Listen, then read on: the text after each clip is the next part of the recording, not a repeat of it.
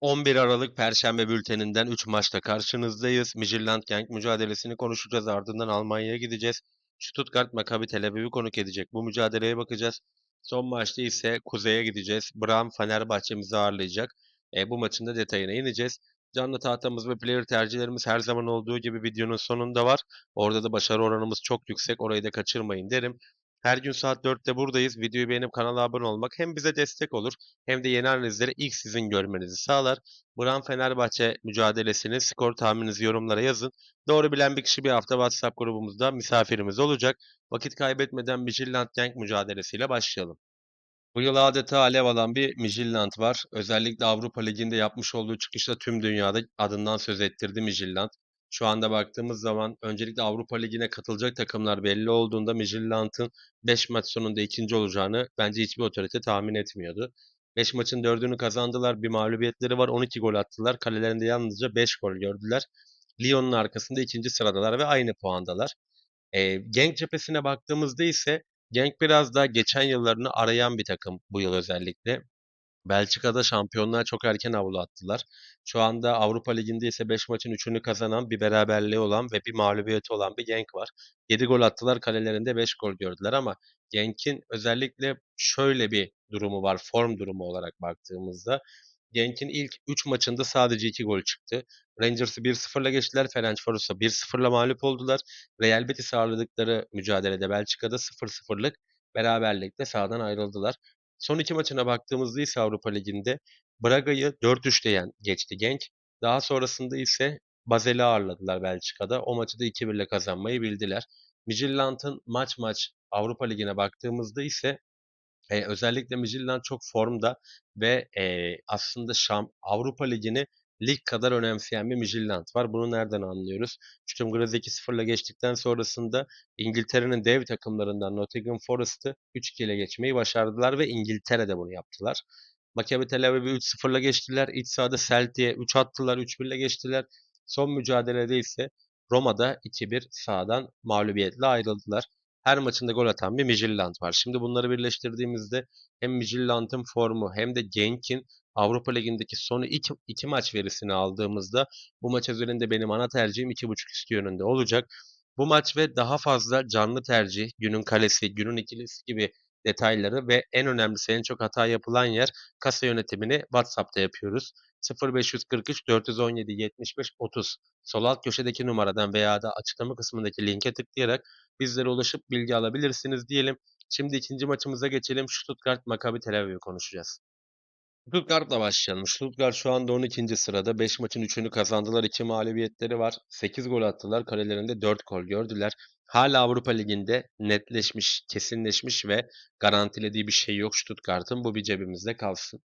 Tel Aviv cephesine baktığımızda ise Tel Aviv 5 maçında galibiyet yüzü görmedi. Bir beraberliği var, 4 mağlubiyeti var. Bir gol attılar sadece ve kalelerinde 14 gol gördüler. Şimdi garantilememiş bir Stuttgart, elde avuçta hiçbir şey olmayan bir Tel Aviv. Maçın Almanya'da oynanması Stuttgart için aslında kritik bir maç. Neden kritik bir maç? Çünkü Avrupa Ligi'nde, Konferans Ligi'nde, Şampiyonlar Ligi'nde makas aralığı çok geniş değil. Lig gibi değil. Yani burada alınacak bir galibiyet sizi 5-6 sıra yukarı atabiliyor. Veya da ilk 3'e sokabiliyor. O yüzden burada ben Stuttgart'ın işi hiç olmadığı kadar ciddiye alacağını düşünüyorum açıkçası. Hızlı bir başlangıç bekliyorum. Benim ana tercihim bu maç özelinde Stuttgart'ın minimum 2 gol atarak kazanacağı yönünde olacak. Yani 1 ve 1,5 üstü ideal.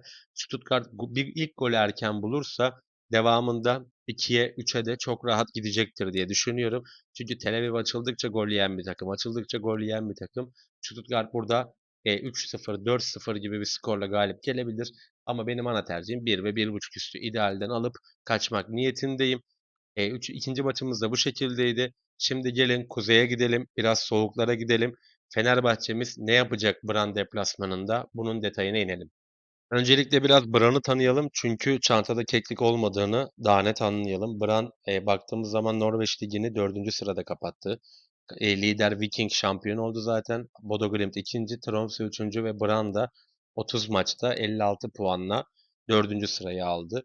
Brann'ın oyun planından biraz bahsedeyim. Özellikle orta sahasında bunu maçta da göreceğiz. Kornvik çok ciddi bir oyuncu. O zaten ilerleyen dönemde de transfer yapacaktır diye düşünüyorum. Şu anda 26 yaşında ama hala gidecek yolu var bence.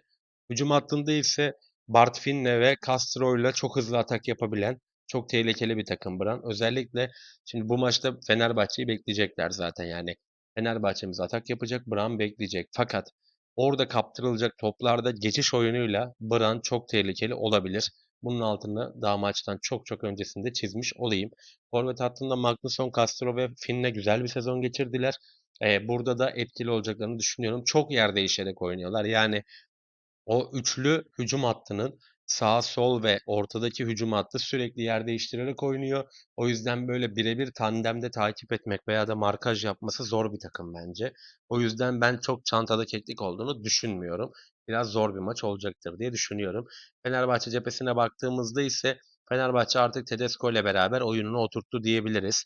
Ferencvaroş mücadelesinde 1-1 berabere kaldılar ama Ferencvaros'un da aslında o maçta gol bulabileceğini söylemiştik zaten videomuzda. O zamanki videomuzda.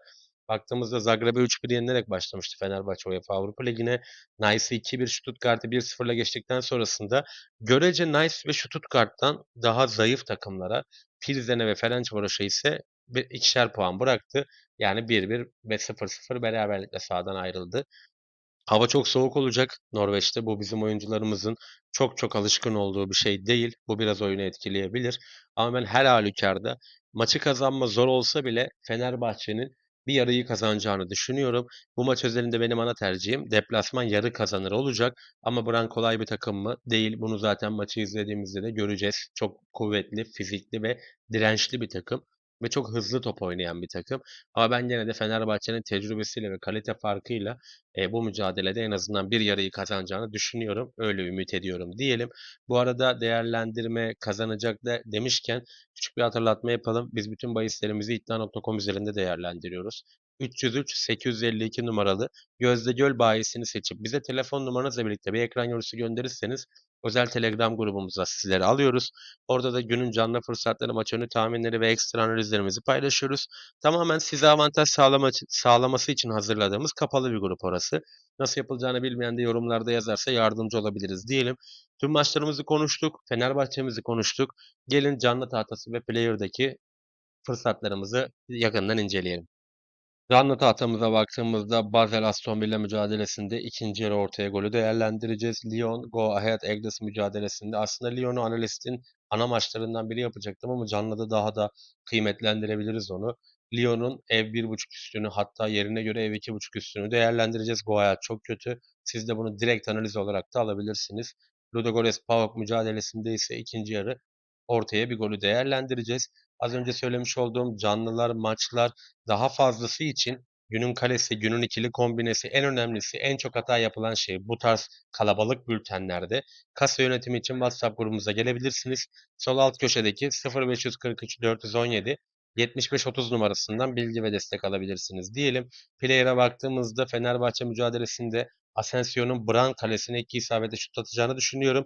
Midtjylland mücadelesinde ise Florentino Dijon'un ağları sarsacağını düşünüyorum. Yani gol atacağını düşünüyorum. Her gün saat 4'te buradayız. Yarın saat 4'te buluşana kadar kendinize çok iyi bakın. Hoşça kalın.